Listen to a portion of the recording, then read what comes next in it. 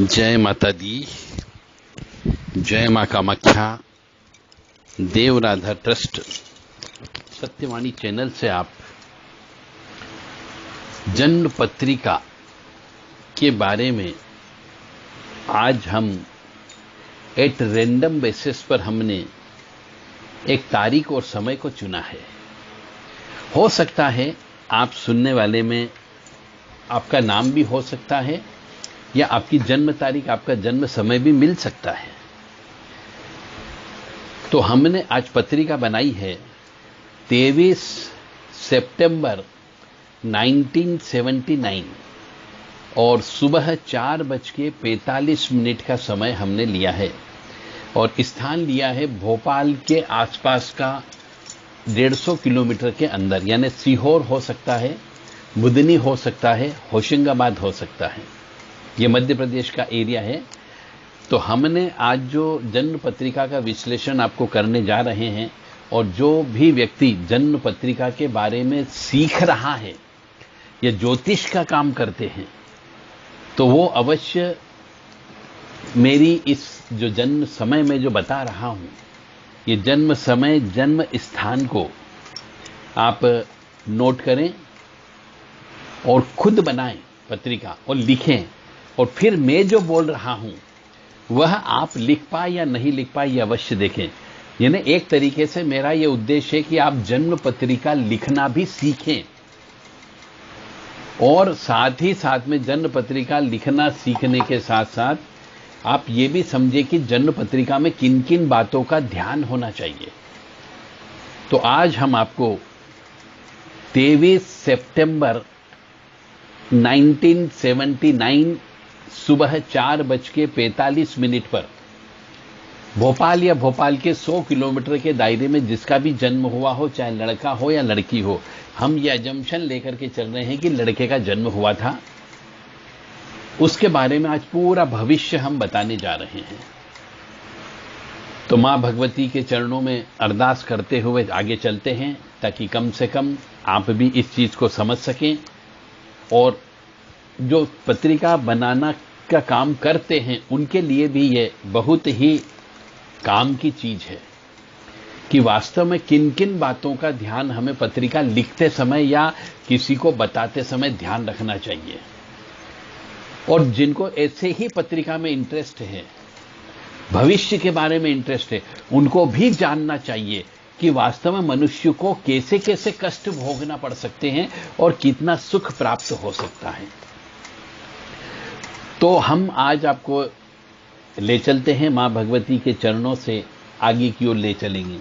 तो कामाख्ये वरदे देवी नीलपर्वतवासिनी तम देवी जगत माता योनि मुद्रे नमस्तुते। कामाख्ये काम संपन्ने कामेश्वरी हर प्रिये कामनाम देहि में नित्यम कामेश्वरी नमस्तुते।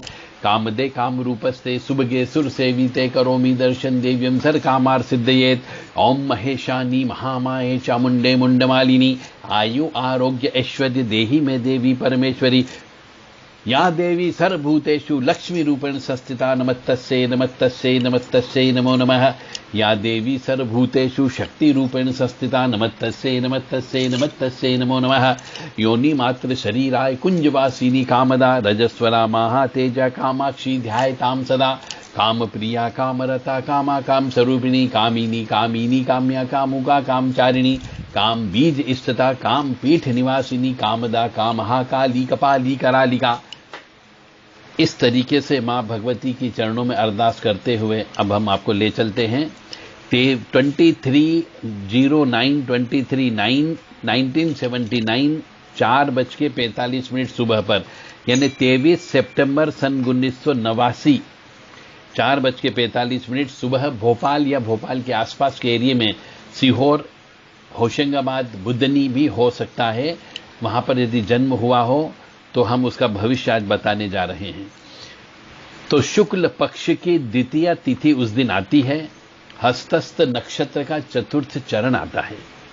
तो सबसे पहले मनुष्य को शुक्ल पक्ष में द्वितीय तिथि, जो द्वितीय है, उस द्वितीय का विश्लेषण उस व्यक्ति को बताना चाहिए कि द्वितीय तिथि को यदि मनुष्य का जन्म होता है तो उसके देवता कौन होते हैं। हस्तस्थ नक्षत्र के चतुर्थ चरण में यदि कोई व्यक्ति पैदा होता है तो उसका भविष्य क्या होता है, यह भी सामने वाले व्यक्ति को अवश्य बताना चाहिए। यानी आपके पास इतना गहन विश्लेषण होना चाहिए, इतना ज्ञान होना चाहिए कि आप प्रथम शुक्ल पक्ष की प्रथम तिथि से पूर्णिमा तिथि तक, और यदि कृष्ण पक्ष देखा जा रहा है तो एकम से लेकर के अमावस्या तिथि तक यदि किसी बालक का जन्म होता है तो उसका भविष्य क्या होगा तिथि के अनुसार, वो भी बताना चाहिए। तो शुक्ल पक्ष की द्वितीय तिथि को जन्म हुआ है, हस्तस्थ नक्षत्र के चतुर्थ चरण में हुआ है, और हस्तस्थ नक्षत्र का स्वामी चंद्रमा होता है। तो चंद्रमा की नक्षत्रों के अनुसार हस्तस्थ नक्षत्र की पूजा करना चाहिए, चंद्रमा की पूजा करना चाहिए इस मनुष्य को, ताकि कष्ट कम आएगा। शुक्ल पक्ष की द्वितीय तिथि हस्तस्थ नक्षत्र का चतुर्थ चरण है, रविवार का दिन आता है, कन्या राशि आती है, उसका स्वामी बुध है। तो कन्या राशि का स्वामी यदि बुध होता है तो मनुष्य को राशि के अनुसार पन्ना रत्न अवश्य धारण करना चाहिए, हरे कपड़े अवश्य पहनना चाहिए, हरी चीजों का भोग ज्यादा से ज्यादा करना चाहिए, न हरे मूंग, हरी पत्ती, हरी मिर्ची, ये अवश्य खाना चाहिए। इससे मनुष्य के जीवन में बीमारियां कम आएगी, क्योंकि कन्या राशि है तो राशि को भी प्रबल करना चाहिए मनुष्य को। तो बुध स्वामी है, और गणेश जी की उपासना अवश्य करें।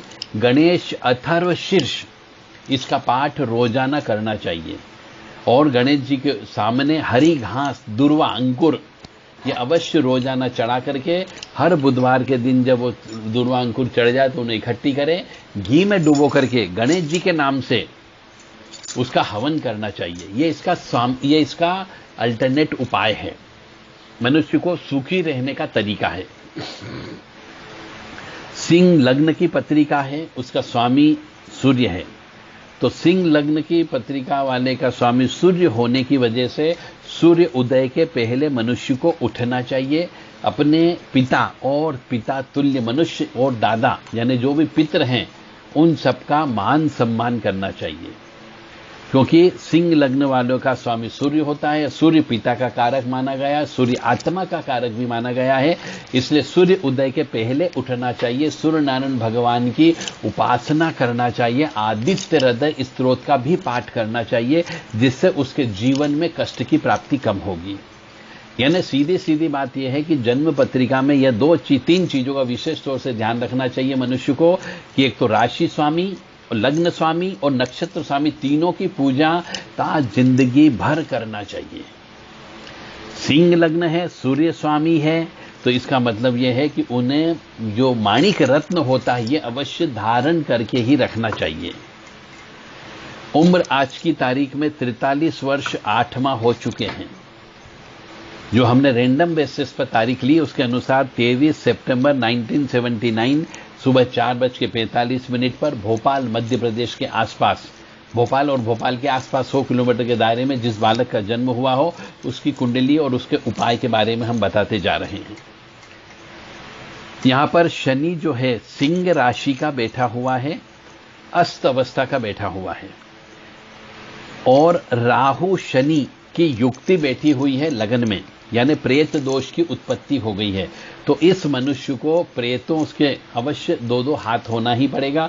ऊपरी बाधा, तंत्र बाधा, काला जादू इसके ऊपर अवश्य होगा ही होगा, और उससे इसकी मानसिक स्थिति खराब होगी। जब भी शनि की महादशा आएगी उसमें राहु की अंतर्दशा आएगी, या फिर राहु की महादशा में शनि की अंतर्दशा आएगी, उस समय प्रेत दोष अवश्य लगेगा, तंत्र मंत्र काला जादू का प्रभाव अवश्य होगा। तो ऐसे मनुष्य को हनुमान चालीसा, बजरंग बाण का पाठ अभी से करते रहना चाहिए। रोज 5 बार या 11 बार पाठ करना चाहिए, और हनुमान जी का रोजाना दर्शन करने अवश्य जाना चाहिए। लग्न चार्ट के अनुसार राहु गुरु भी लग्न में ही बैठा हुआ है सिंह राशि का, तो इसको गुरु चांडाल योग कहा जाता है। और जब गुरु चांडाल योग हो जाता है तो ऐसा कहा जाता है कि ऐसे मनुष्य को पिछले जन्म के ब्राह्मणों का, ब्रह्म का श्राप होता है। ब्राह्मणों का श्राप होने की वजह से इसकी विद्या जो है बंधी हुई विद्या होती है, गुरु इसका बंधा हुआ होता है, तो ऐसे मनुष्य का दिमाग खराब होना स्वाभाविक बात होती है। ऐसे मनुष्य गलत डिसीजन लेते हैं, मति भ्रम होता है गुरु चांडाल दोष वालों का। तो इन मनुष्यों को मंदिरों में जाकर के सेवा करना चाहिए, मंदिरों में झाड़ू लगाना चाहिए, घर में जाले नहीं होने देना चाहिए, और मंदिरों में सेवा करने वाले जो भी ब्राह्मण होते हैं, बड़े बुजुर्ग होते हैं, उनको ब्रह्म देव मान करके उनकी सेवा करना चाहिए, उनको दान धर्म करना चाहिए, तो गुरु चांडाल दोष से मुक्ति मिलती है। बुध यहां पर जो है कन्या राशि का बैठा हुआ है दूसरे भाव में, तो बुध अस्त हो गया सूर्य के साथ बैठने की वजह से, शुक्र अस्त हो गया सूर्य के साथ बैठने की वजह से, और शनि भी यहां पर अस्त बताया जा रहा है।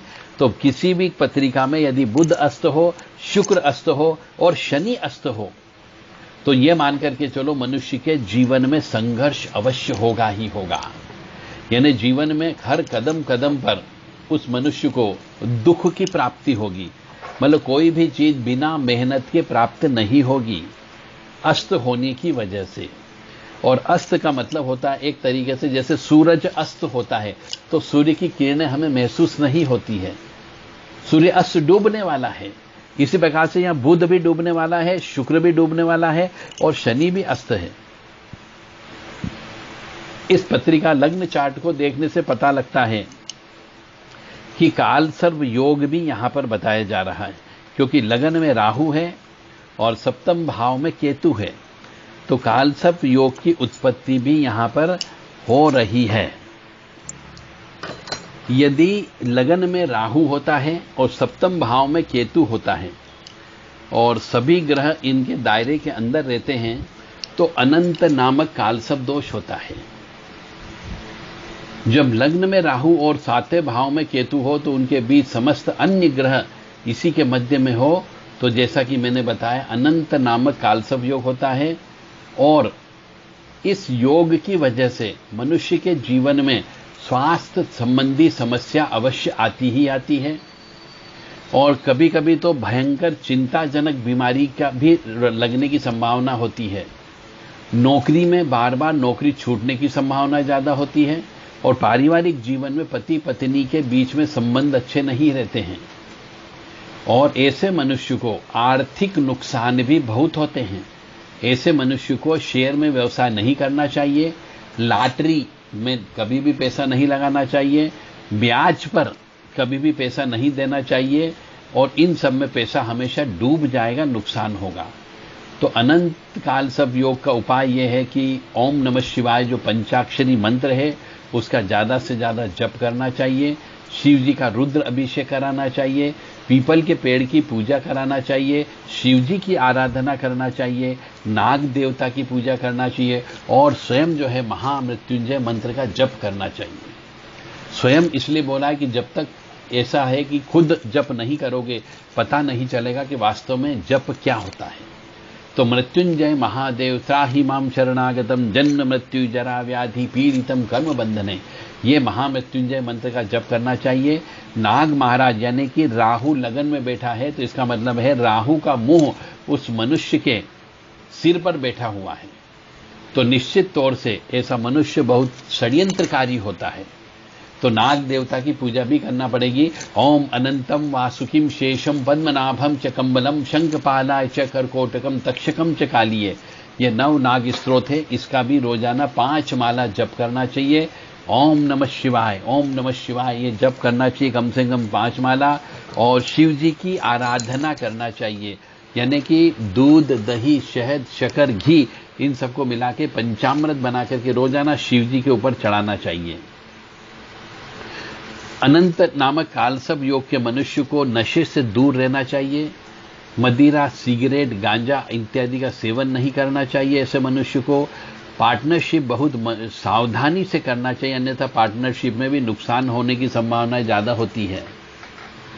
और सीधा सीधा यह है कि उज्जैन या फिर त्र्यंबकेश्वर या फिर कालहस्ती में जाकर के नाग महाराज की विशेष पूजन अर्चन कराना चाहिए।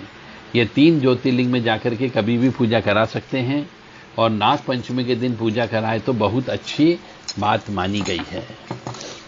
मंगल यहां पर 12वें भाव में बैठा हुआ है, नीच राशि का यानी कर्क राशि का बैठा हुआ है। तो ऐसे मंगल को डबल मांगलिक दोष बोला जाता है।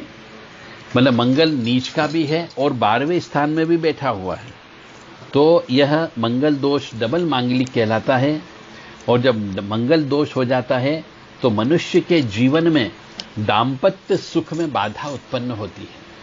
ऐसे मनुष्य को मांगलिक लड़की से ही विवाह करना चाहिए, अन्यथा स्त्री मरने की संभावना बहुत ज्यादा होती है, सुख भंग हो जाता है।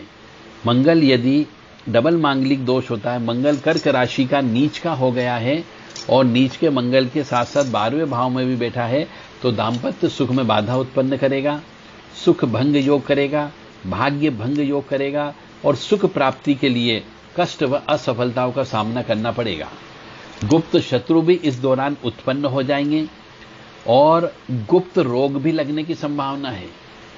और जब मंगल की दशा, महादशा, अंतरदशा आएगी, तब अपनी पत्नी से, जीवन साथी से विचार नहीं मिलेंगे और ऐसे मनुष्य को आंखों की बीमारी होने की संभावना ज्यादा होगी, खून की बीमारी होने की संभावना ज्यादा होगी, पुलिस केस हो सकता है मंगल की दशा, महादशा, अंतरदशा में, और अदालती कार्रवाई भी हो सकती है।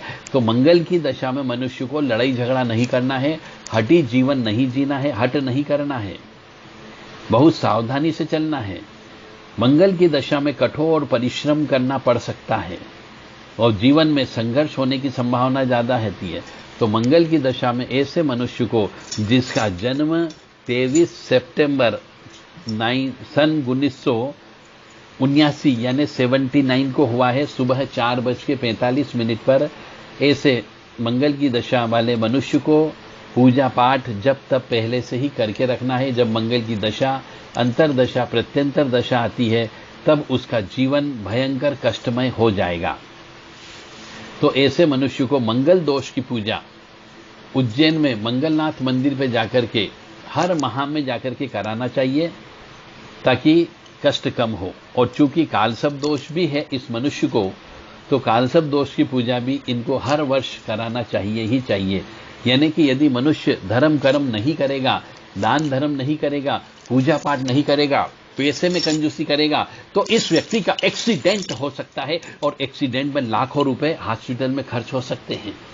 शारीरिक कष्ट होगा वो अलग, मानसिक कष्ट होगा वो अलग, परिवार कष्ट में जाएगा वो अलग, और पैसा भी खर्च होगा। तो ऐसे मनुष्य को पूजा पाठ पर पैसे खर्च करना ही करना होंगे, यह एक तरीके का इन्वेस्टमेंट होगा। नाग दोष है इस मनुष्य को। नाग दोष का मतलब है यदि लगन में राहु बैठ जाता हो तो नाग दोष कहलाता है, क्योंकि पिछले जन्म में यह मनुष्य या तो आत्महत्या करके आया है या फिर इसकी अकाल मृत्यु हुई है और इसने दोबारा से जन्म लिया है। लगन में राहु होता है तो इसको ये कहा जाता है पिछले जन्म के कर्म के अनुसार कि ऐसा मनुष्य की अकाल मृत्यु हुई थी, इसने दोबारा से जन्म लिया है। तो जो व्यक्ति पिछले जन्म में अकाल मृत्यु को प्राप्त होता है, यानी कि जो व्यक्ति अकाल मृत्यु मरता है, उसको अगला जन्म भयंकर कष्ट में गुजारना पड़ता है। इसलिए कहते हैं कि आत्महत्या नहीं करनी चाहिए। या किसी की हत्या हो जाती है तो भी अकाल मृत्यु कहलाती है, और अकाल मृत्यु वाले का जन्म बहुत कई दिनों के बाद होता है, और जब भी होता है तो उसे कष्ट की प्राप्ति होती ही होती है। तो नाग दोष है, प्रेत दोष है मंगल शनि की वजह से, मंगल दोष है, मंगल 12वें भाव में बैठा हुआ है, कालसर्प दोष है, चांडाल दोष है और अमावस्या दोष है, क्योंकि सूर्य चंद्र एक साथ दूसरे भाव में बैठा हुआ है, तो इसको अमावस्या दोष कहा जाता है। और पितृ दोष भी है, इसलिए कि सूर्य, चंद्र, शनि काफी नजदीक अवस्था में है। तो ये जब दोष होते हैं ऐसे 6-7 दोष, यानी नाग दोष, प्रेत दोष, मंगल दोष, कालसर्प दोष, चांडाल दोष, अमावस्या दोष, पितृ दोष, तो ऐसे मनुष्य के जीवन में सुख कम होता है, दुख अधिक होता है। शनि की महादशा वर्तमान में चल रही है, अंतरदशा भी शनि की चल रही है। जो शनि की महादशा है 9 जनवरी 2040 तक चलेगी, यानी कि जो शनि की दशा लगी है, यह दशा इस मनुष्य के जवानी में आएगी और जवानी का इसका खराब करेगी, ये मान करके चले। यानी कि पुलिस केस भी होने की संभावना है, एक्सीडेंट होने की संभावना भी है, ब्राह्मण का श्राप भी लगा हुआ है, मानसिक पागलपन होने की संभावना भी है। इसलिए ऐसे मनुष्य को ज्यादा से ज्यादा जप तप हवन अनुष्ठान करना चाहिए या कराना चाहिए, ताकि ये जो कष्ट हैं, ये कष्टों से काफी कुछ हद तक सहन करने की शक्ति प्राप्त हो सकती है। शनि बहुत खराब अवस्था में बैठा हुआ, लगन में बैठा हुआ है, राहु के साथ शनि बैठ गया, सिंह राशि का यानी शत्रु राशि का बैठा हुआ है, तो शनि बहुत खराब है, तो प्रत्येक कार्य में असफलता देता है। शनि प्रत्येक कार्य में असफलता देगा और वर्तमान में शनि की महादशा चल रही है जो 2040 तक चलेगी। अभी 2023 हुआ है, यानी कि अभी 17 साल और इनको कष्ट भुगतना है।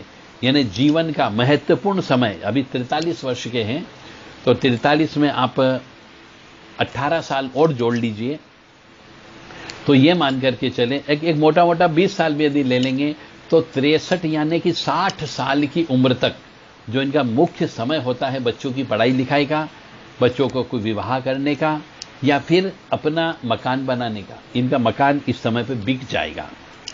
तो शनि बहुत खराब समय आ गया है, प्रत्येक कार्य में असफलता मिलेगी, षड्यंत्रकारी दिमाग इनका रहेगा, षड्यंत्र करेंगे, उस षड्यंत्र में ये पुलिस केस में फंसने की संभावना है, अदालती कार्रवाई में फंसने की संभावना है। तो जिस मनुष्य की पत्रिका ऐसी मिल रही हो कि 23 सितंबर सन 1989 सुबह 4:45 पर जन्म हुआ हो, चाहे लड़का हो या लड़की हो, उसे बहुत सावधानी से रहना है, षड्यंत्र नहीं करना है।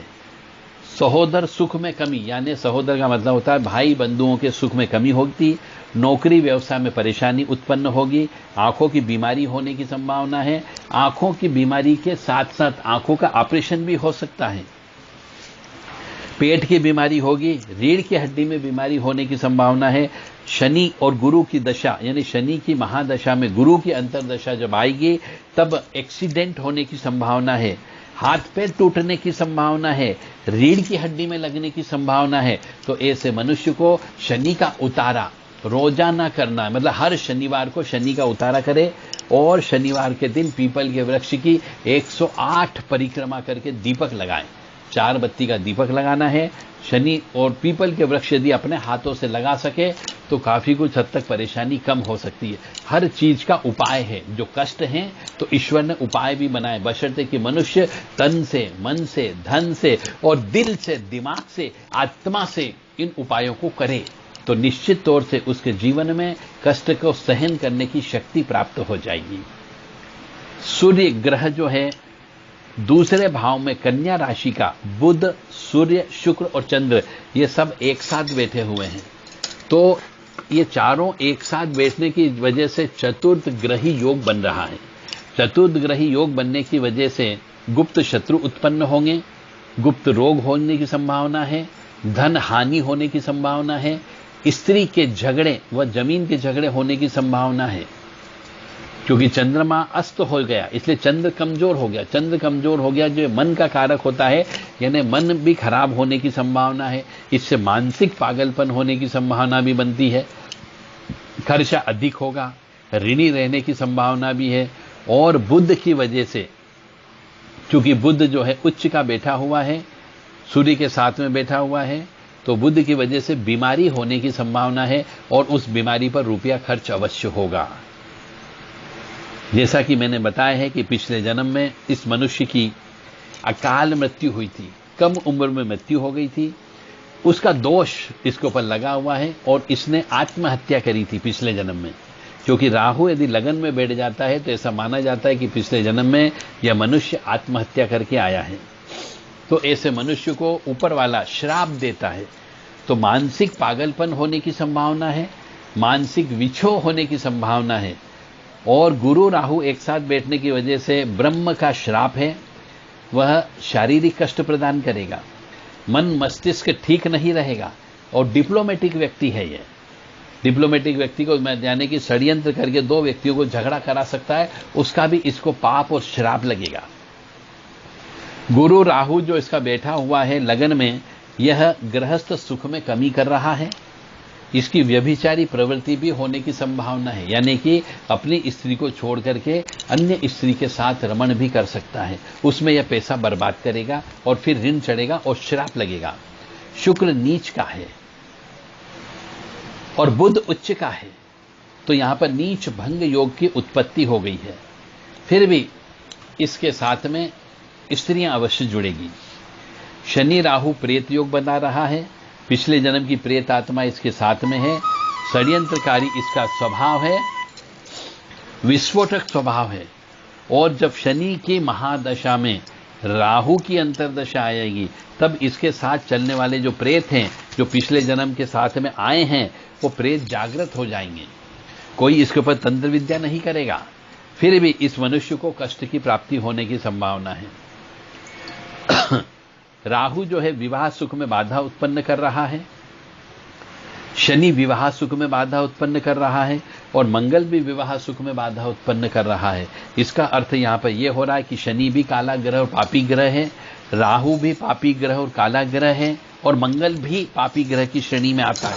और तीन पापी ग्रह यदि विवाह सुख में बाधा उत्पन्न कर रहे हैं, तो इसका मतलब यह है कि कहीं न कहीं पर या तो इस मनुष्य को भयंकर गुप्त रोग होने की संभावना है, या फिर स्त्री के बीमार रहने की संभावना है, या फिर यह व्यक्ति स्वयं इतना ज्यादा बीमार हो जाएगा, इस तरीके का हो जाएगा कि स्त्री के साथ में उसका भोग नहीं कर पाएगा। यह विवाह सुख में बाधा का मतलब यह होता है। या फिर स्त्री के साथ में लड़ाई झगड़ा भी हो सकता है, स्त्री से मनमुटाव भी हो सकता है। यानी तीन पापी ग्रह, इन तीनों को पटाना पड़ेगा, और तीनों पापी ग्रह होने की वजह से इनका जप करा करके हवन कराया जाता है, और फिर अनाज का दान, धातु का दान, वस्त्र का दान दिया जाता है। तो ये तीनों ग्रह शांत होते हैं। कम से कम 1-1 लाख तीनों के जप कराना अनिवार्य होंगे, और जप कराने के बाद में दशांश हवन कराना अनिवार्य है। राहु जो है जीवन में भटकाव उत्पन्न करेगा, राहु जीवन में संघर्ष करावेगा, दांत का रोग भी देगा, और राहु जो है क्रोधी व हठी स्वभाव भी बनाता है। क्रोध करने पर नुकसान की प्राप्ति अवश्य होगी, और शारीरिक बीमारियां राहु प्रदान करेगा। तो केतु इसका अच्छा फल प्रदान करेगा, जो सप्तम भाव में बैठा हुआ है। तो 9 वर्ष अभी इस मनुष्य के शनि की महादशा में, जो 12/12/2031 से प्रारंभ होंगे, जो 9 जनवरी 2040 तक चलेंगे। 9 वर्ष में भयंकर विभिन्न प्रकार की तरह तरह की पीड़ा, कष्ट, दुख और विपत्तियों का सामना करना पड़ेगा, जो इस व्यक्ति ने कभी नहीं सोचा होगा। ऐसे ऐसे कष्ट इसके सामने आएंगे जिसकी ये कभी कल्पना नहीं कर सकता है। अब इन सबको उपाय ये है जो मैंने बताता गया कि आपको इनकी उपाय करने की शांति के लिए भोलेनाथ की पूजा पाठ इनको करना होगी ज़्यादा से ज़्यादा। और जो ग्रह खराब है, जैसे मंगल नीच का है, तो हनुमान जी के दर्शन रोज करना है, हनुमान जी की सेवा करना है, हनुमान जी को चोला चढ़ाना है। कालसर्प योग है तो शिव जी की पूजा लिखी जाती है कालसर्प दोष में, और नाग महाराज की पूजा ज़्यादा से ज़्यादा लिखी जाती है। और शनि जो है क्रूर ग्रह है, पापी ग्रह भी है, इसलिए शनि का उतारा पूरे जब तक ये 2040 चल रहा है, चलेगा, तब तक 2040 तक शनि का उतारा प्रत्येक सप्ताह करना है। शनि के उतारे में काला कपड़ा, काली उड़द, काले तिल, सरसों का तेल, नारियल और लोहे की कीले, ये सब सामान किसी काले कपड़े में बांध करके अपने ऊपर से सिर से लेकर पैर तक 7 बार संध्या वंदन के समय पे, यानी सूर्य अस्त हो जाता है, रात नहीं होती है, दिन और रात का मिलन होता है, उस समय पे शनि का उतारा करना चाहिए। शनि की पूजा दिन में नहीं करनी चाहिए, क्योंकि दिन में शनि देव का सूर्य नारायण भगवान से शत्रुता है, तो उस समय पे वो पूजा को स्वीकार नहीं करते जब सूर्य नारायण भगवान आकाश में होते हैं।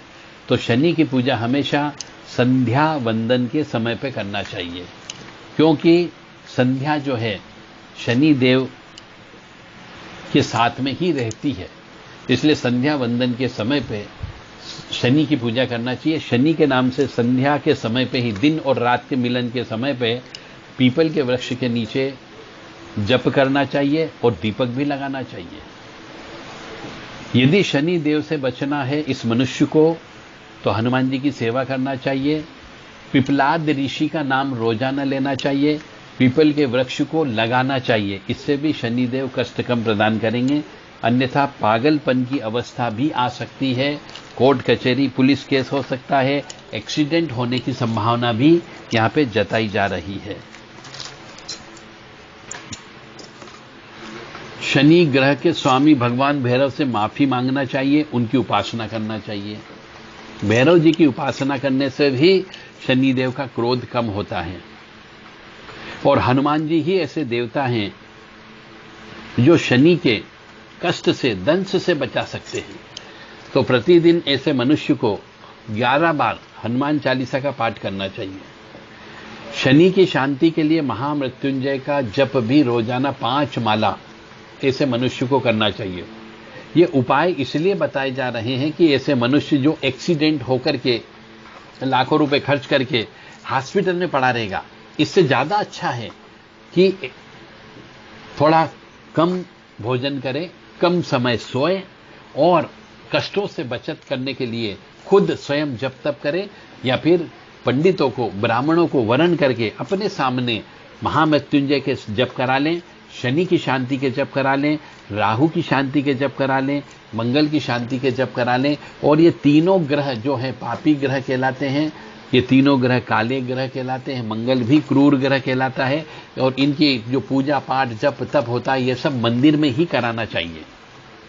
तिल, उड़द, भैंस, लोहा, तेल, काला वस्त्र, काली गाय और काले जूते यानी चमड़े के जूते का दान देना चाहिए शनि की शांति के लिए। कौवों को प्रतिदिन रोटी खिलाना चाहिए। छाया दान करना चाहिए, अर्थात कटोरी में थोड़ा सा सरसों का तेल लेकर के अपना चेहरा देख करके शनि मंदिर में अपने पापों की क्षमा मांगते हुए वहां पे रख के आना चाहिए। दांत, नाक और कान हमेशा साफ रखना चाहिए। अंधे, अपंग सेवकों और सफाई कर्मियों के साथ अच्छा व्यवहार करना चाहिए, उनको खुश रखने का प्रयास करना चाहिए। ऐसे मनुष्य को जिसका शनि खराब होता है, पराई स्त्री से संबंध रख करके वो बर्बाद हो सकता है, तो पराई स्त्री से ऐसे मनुष्य को दूर रहना चाहिए। व्यक्तियों को जुआ सट्टा आदि खेल करके बर्बाद नहीं होना चाहिए, क्योंकि ऐसे मनुष्य जुआ सट्टा भी खेलते हैं। और जब शनि की दशा खराब होती है, जैसे कि खराब है इस मनुष्य की, तो मुकदमे में जेल यात्रा के योग भी बन सकते हैं। मानसिक स्थिति बिगड़ सकती है, पागलपन भी हो सकता है, क्योंकि चंद्रमा भी अस्त अवस्था में बैठा हुआ है। और शराब बिल्कुल हाथ नहीं लगाना, अन्यथा मृत्यु हो सकती है, एक्सीडेंट हो सकता है। यह व्यक्ति किसी गंभीर रोग का शिकार हो सकता है, अस्पताल में भर्ती भी हो सकता है और भयानक दुर्घटना में व्यक्ति अपंग होकर के मर भी सकता है।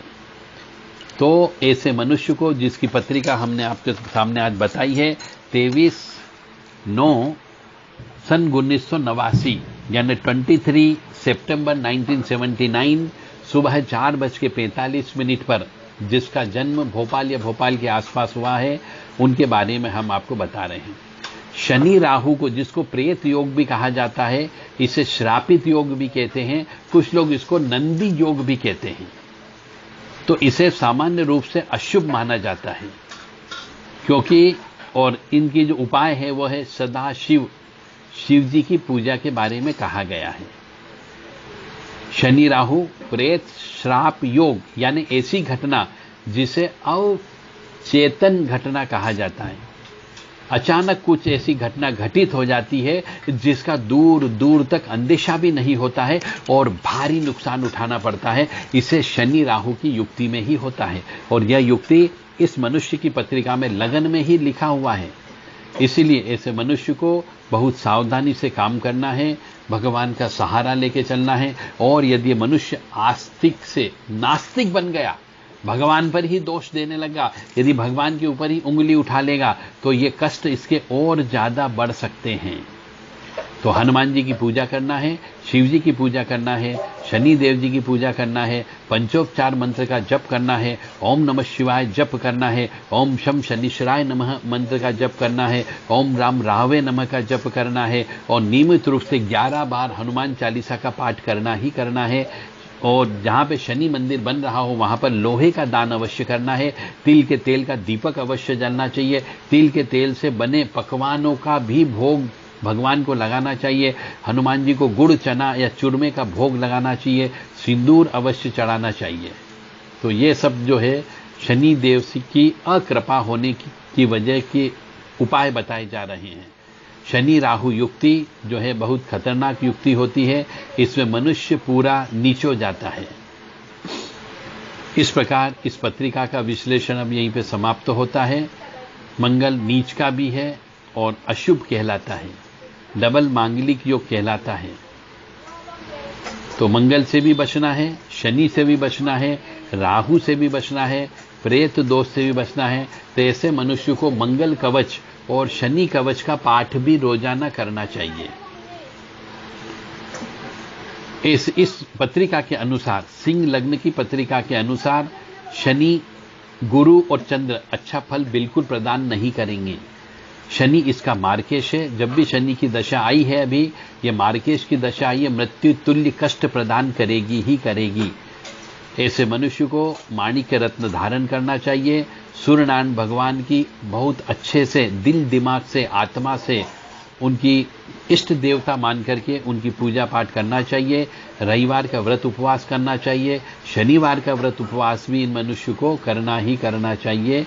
और इस मनुष्य को चंद्रमा यानी मोती बिल्कुल भी धारण नहीं करना चाहिए, क्योंकि हो सकता है बहुत से मनुष्य ये सलाह दे सकते हैं कि मोती धारण कर लीजिए, चंद्रमा खराब है, तो मोती बिल्कुल भी धारण नहीं करना है।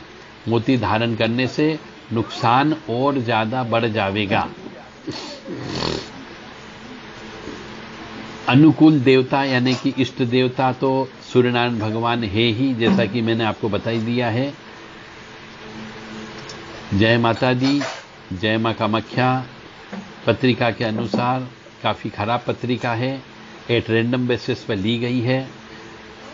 तो हो सकता है किसी और को भी पत्रिका यदि चेक कराना हो और उपाय पूछना हो तो वो देव राधा ट्रस्ट सत्यवाणी चैनल के जो सत्यवाणी चैनल है इसके माध्यम से जो 9893128047 और 7649862712 ये व्हाट्सएप नंबर है।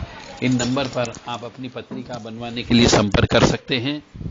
पिछले जन्म के कर्म और इस जन्म के कर्म में क्या क्या होगा यह भी बताया जाएगा, उपाय भी बताए जाएंगे और समय भी बताया जाएगा। जो खराब समय होगा वह लिख करके दिया जाएगा।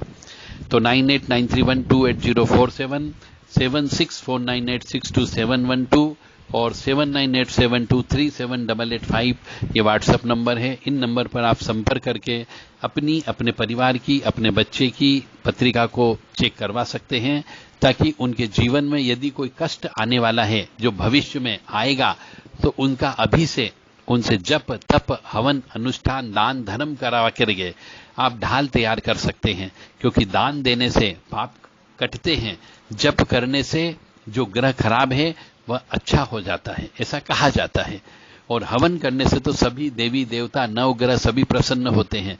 इसलिए यदि किसी के जीवन में कष्ट है तो उन कष्टों को कम किया जा सकता है जप के माध्यम से, तप के माध्यम से, हवन के माध्यम से, दान के माध्यम से, धर्म करने के माध्यम से और अपना आचार विचार व्यवहार बदल करके। आचार विचार व्यवहार भी बदलें, उससे भी आप सुखी हो सकते हैं। जय माता दी, जय मां कामाख्या।